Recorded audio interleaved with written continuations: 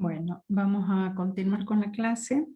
Entonces habíamos quedado que las adhesinas son las que contribuyen a la virulencia. ¿Por qué? Porque habíamos dicho que en todo proceso de colonización lo primero que deben hacer las bacterias es unirse. En el caso del coli uropatógeno tenemos diferentes tipos de adhesinas.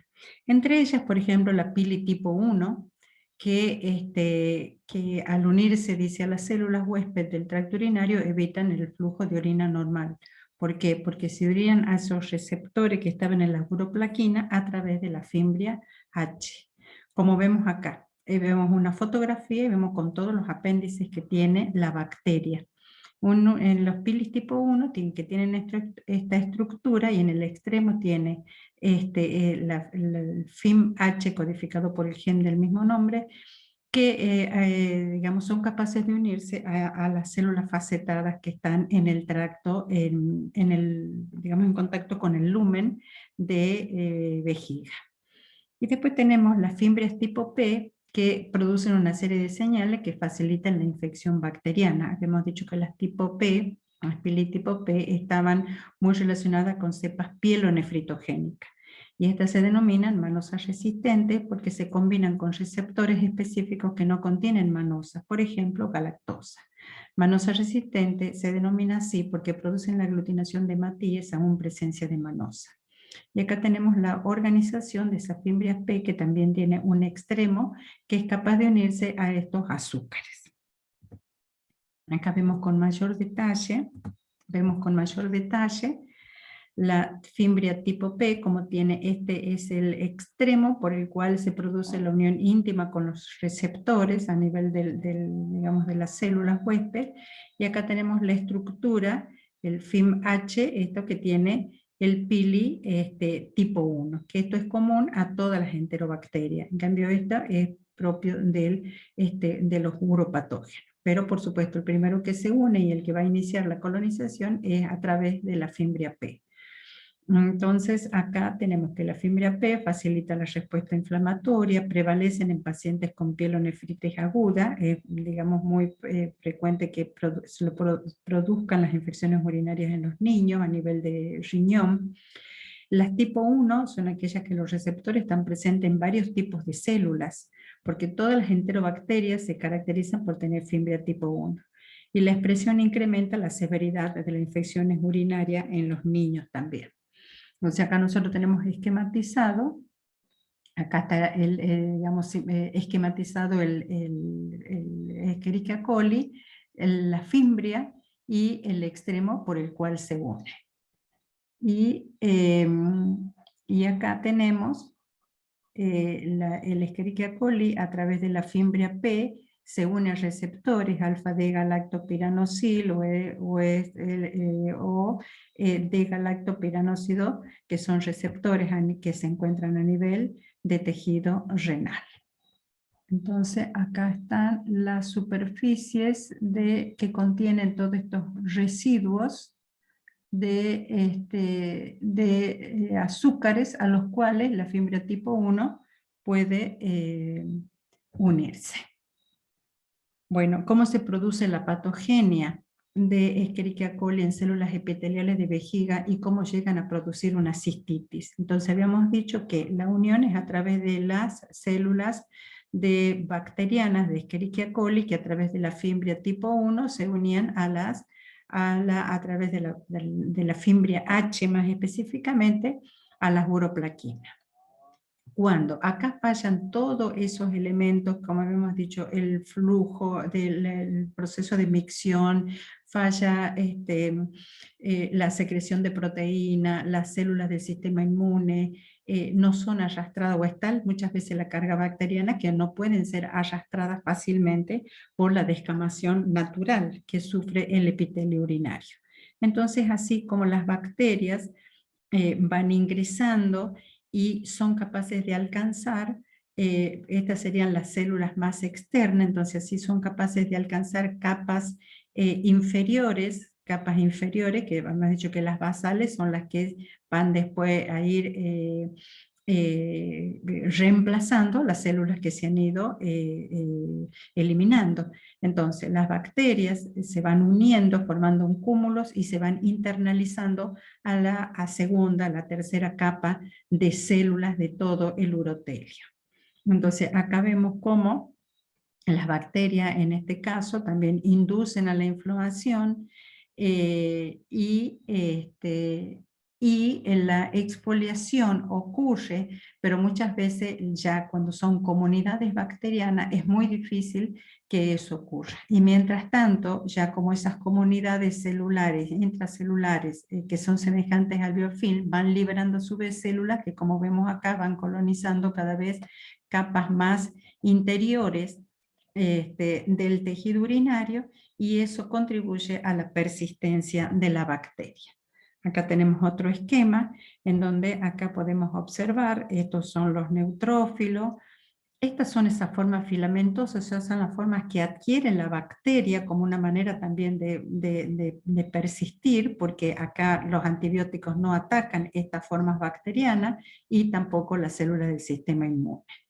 Después tenemos acá representado, acá en este gris oscuro, las células más susceptibles a la infección, que como vemos es como una capa que está por debajo de la capa que se exfoliaría. Los pilis, mediando la adhesión, el lipocalina, que son componentes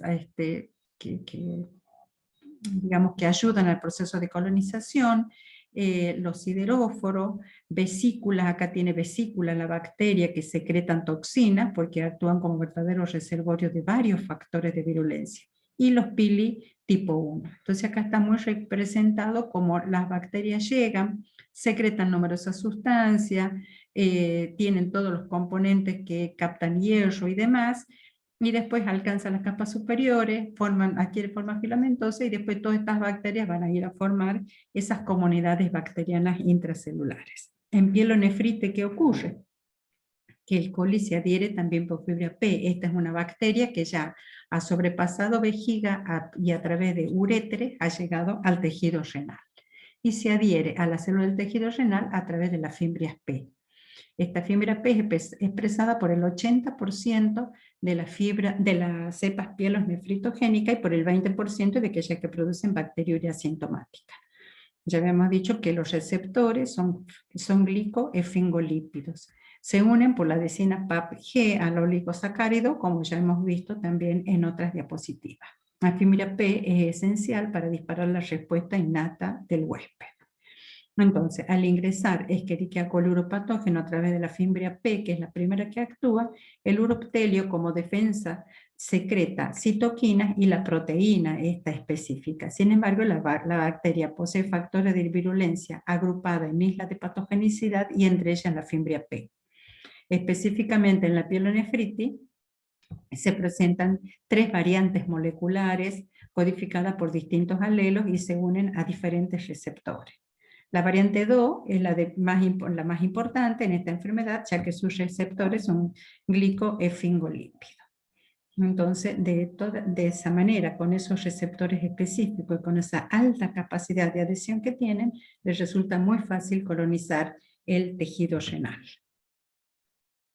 Después, acá podemos ver que además estas células bacterianas son capaces de producir toxinas, tal por ejemplo como la alfa-hemolicina, un factor necrotizante. Esta hemolicina A en altas concentraciones daña la membrana, produce lisis, y a concentraciones sublíticas modulan señales que afectan la sobrevida y la respuesta inflamatoria, y como que constituyen un constante estímulo para estimular al sistema inmune y generar toda esa respuesta. Después hay otras toxinas como la BAT o SAT que producen vacuolación, producen efectos citopáticos.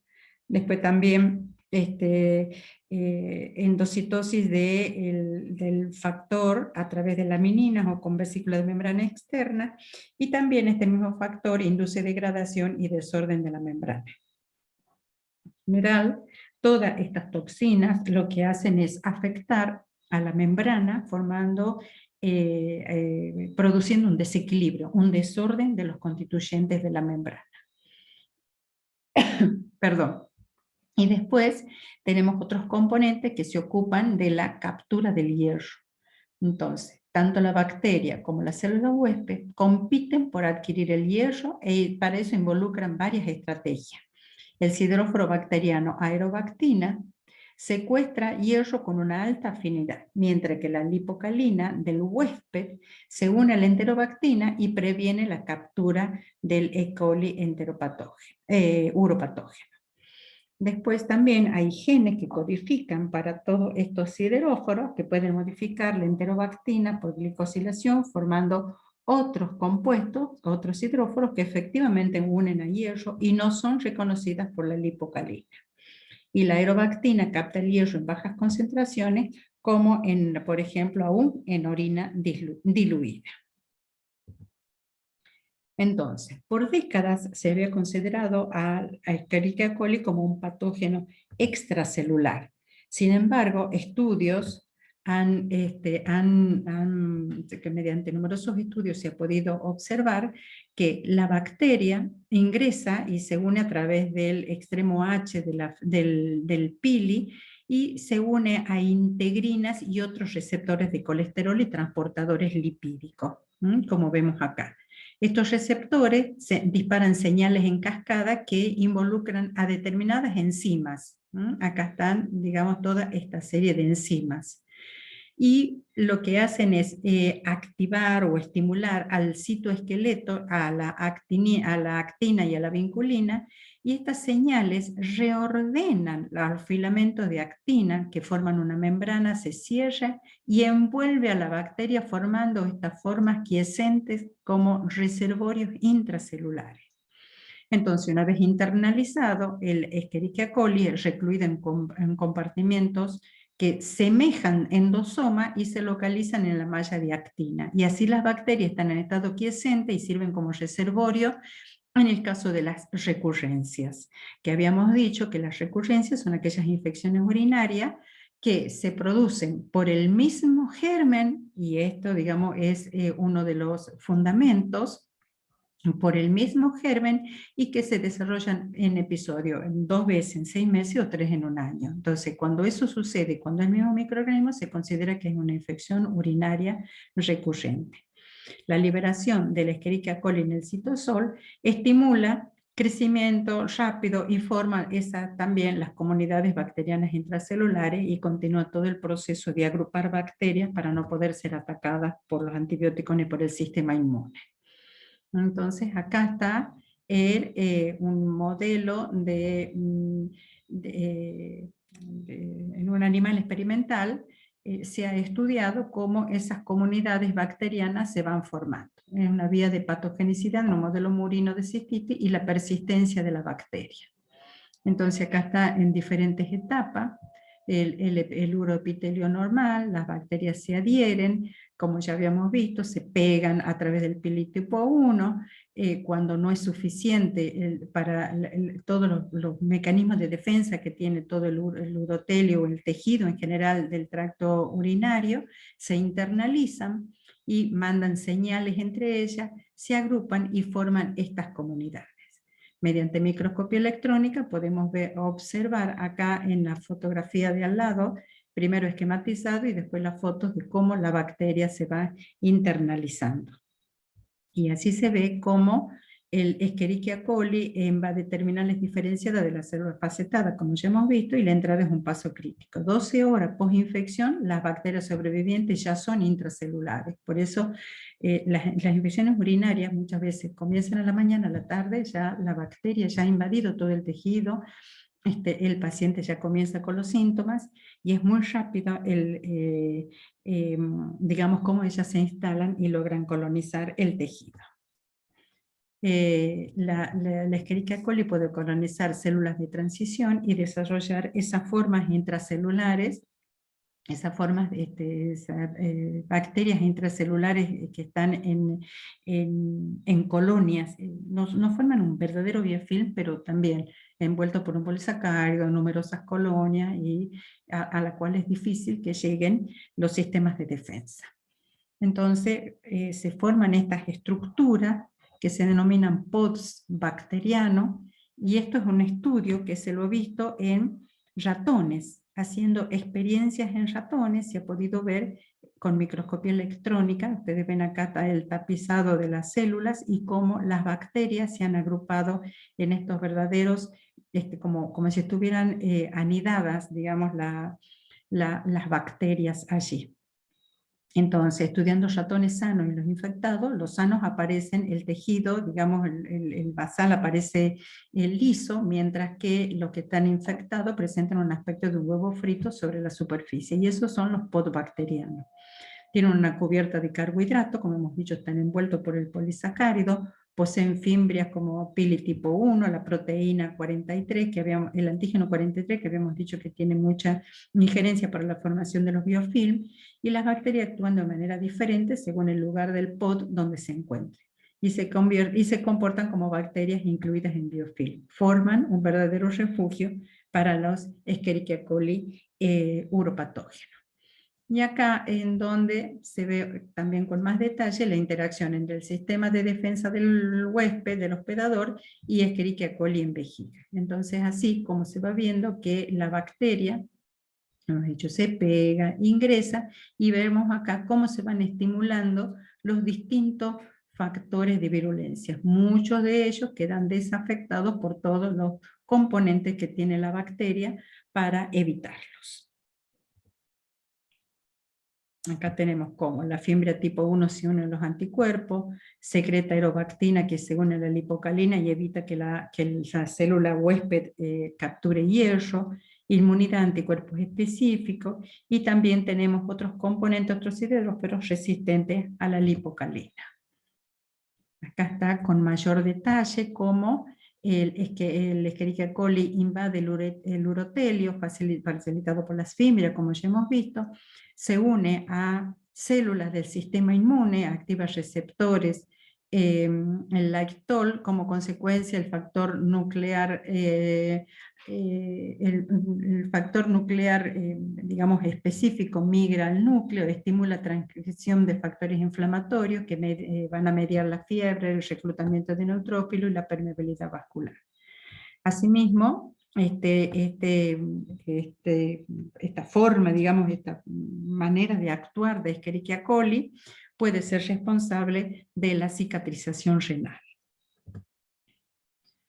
En caso de las infecciones urinarias recurrentes, existen varios factores predisponentes, genéticos, anatómicos, conductuales, fisiológicos, el ambiente, etcétera, etcétera. Entonces, de las urinarias recurrentes ya hemos hablado que la incidencia está cuando se presenta 2 episodios en 6 meses o 3 en un año, se considera recurrencia. La incidencia es bastante alta. En el contexto hay que diferenciar 2 términos, la reinfección y la recaída, que ya la hemos analizado. En las mujeres sin anormalidades estructurales o funcionales se cree que se debería a una mayor capacidad de las cepas de coli de adherirse a las células uroepiteliales y una mayor prevalencia de colonización vaginal que en las mujeres que no tienen infección urinaria recurrente. Y últimos estudios que se han hecho ahora en el 2021, hay trabajos en donde se han estudiado hasta las formas de alimentación que tienen las personas y los nutrientes que pudieran quedar albergados en las zonas, y que haya Escherichia coli que sean capaces de tomar esos nutrientes y poder persistir, o sea, esos nutrientes como que le favorecen en cuanto a la nutrición de la bacteria, y tienden a la persistencia y así a producir las recurrencias urinarias. Bueno, no es fácil diferenciar una de otra, puesto que se debe recurrir a un número alto de pruebas, y bueno, hacer toda una serie de estudios, pero si una determinada cepa es prevalente en el intestino, podría producir una reinfección y no ser una recaída. Bueno, y acá volvemos a ver otra vez ese estado intracelular de la colonización de la Escherichia coli uropatógena, y todo conlleva a esa forma quiescente, a las comunidades bacterianas intracelulares y el fundamento de las recurrencias. También el modelo de cascada, o sea, son todos mecanismos que hayan sido perfectamente estudiadas de cómo estas formas realmente son las que van a ir a dar lugar a las recurrencias, o sea, las formas quiescentes y las formas de vivir en comunidades. Entonces, primero acá observamos la unión, cómo invaden las tempranas formaciones, agrupaciones de la célula, cómo digamos, esas comunidades de células quedan, digamos, como adheridas, que eran los POT que habíamos visto. Después, cómo a partir de ellos se vuelven son como que las bacterias que se desprenden de allí van a atacar a las células, a células vecinas. Y otro mecanismo que tiene la bacteria para evadir el sistema inmune y los antimicrobianos es que cambian en su morfología y se hacen filamentosas.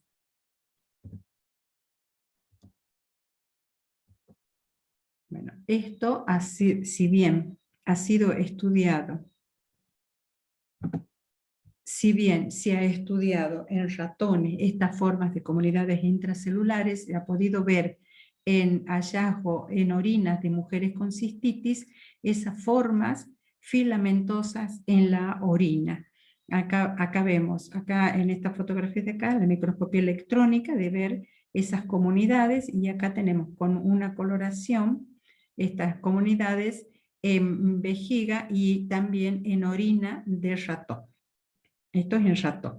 Y perdón, esta es de ratón. Y acá es de la orina de una mujer con cistitis. Acá vemos abundantes leucos. En la fotografía vemos células uroteliales exfoliadas y bacteriuria, por la gran cantidad de bacterias exfoliadas. Y acá como grupos de bacterias que están comenzando a, digamos, por un lado, a agruparse para formar las comunidades, los cúmulos de bacterias, y por otro lado, las formas filamentosas de las bacterias. Bueno, el factores de riesgo en pediatría, bueno, principalmente son por malformaciones, ya sea funcionales o anatómicas, y la epidemiología es muy importante y se observa como la gran incidencia que tienen, la gran prevalencia que hay de infecciones urinarias en los varones, en los niños y en las niñas. Entonces acá vemos que representa la causa más común de infección bacteriana en niños menores de 2 años, es la segunda causa más frecuente de infección bacteriana en niños después de la respiratoria. La frecuencia de las infecciones aproximadamente del 7% en lactantes y niños pequeños. A los 7 años, el 8% de las niñas y el 2% de los varones han ejercido al menos un episodio de infección del tracto urinario bajo. La enfermedad del tracto urinario más común del riñón y de las vías urinarias en la infancia.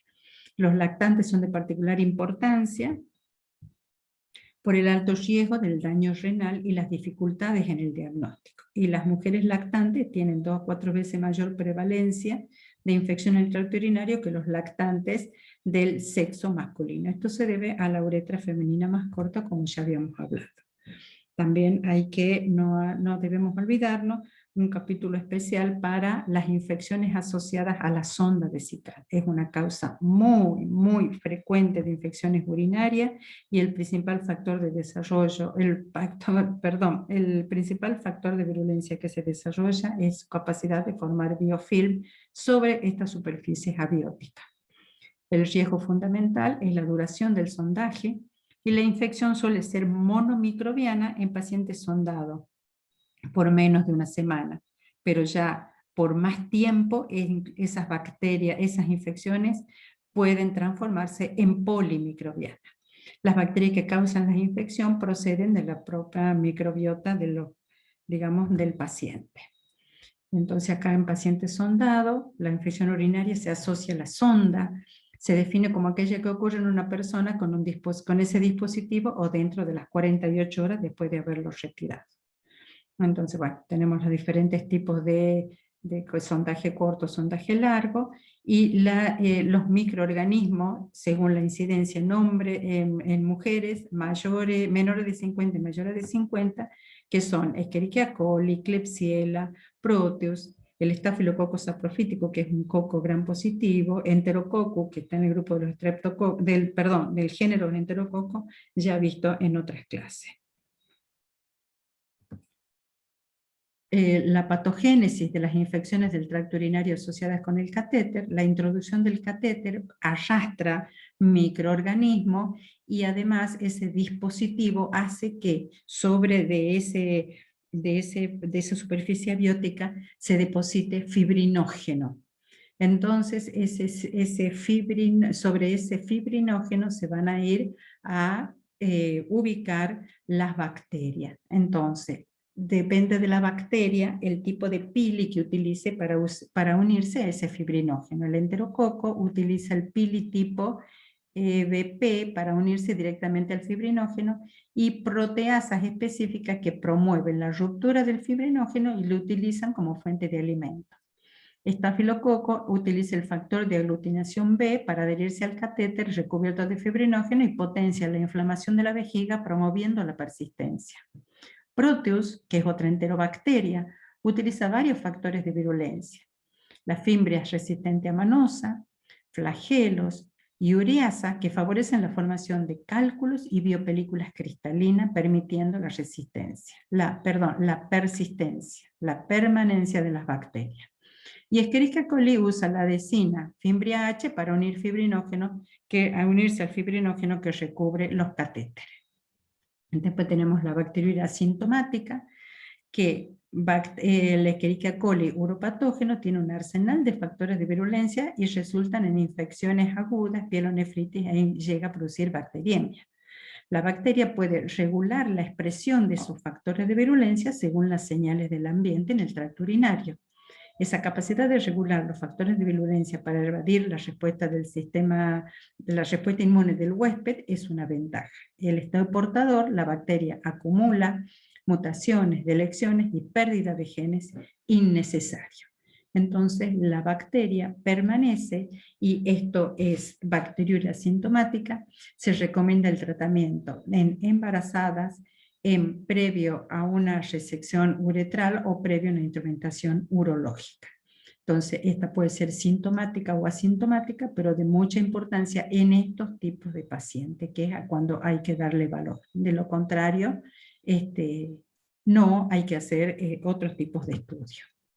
Escherichia coli en embarazada o la infección urinaria en embarazada es la complicación infecciosa más frecuente durante la gestación.